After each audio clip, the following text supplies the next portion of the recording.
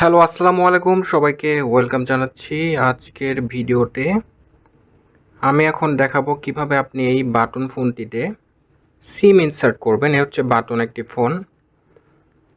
এই ফোনে একটা অংশ থাকে পিছনে, আমরা এভাবে খুলে ফেলতে পারি।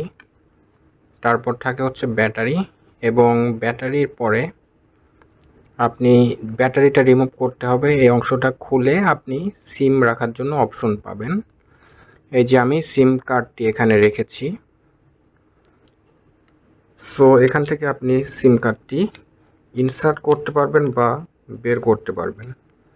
এ হচ্ছে সিম কার্ড।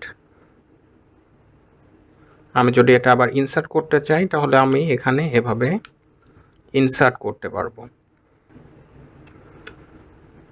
সো আমি সিম কার্ডটি ইনসার্ট করলাম। আপনার ইনসার্ট করা হয়ে গেলে আপনি ব্যাটারিটা দিয়ে এভাবে বন্ধ করে দিবেন, তারপর কভারটা দিবেন এবং লাস্টে ফোনটা অন করবেন। That's it.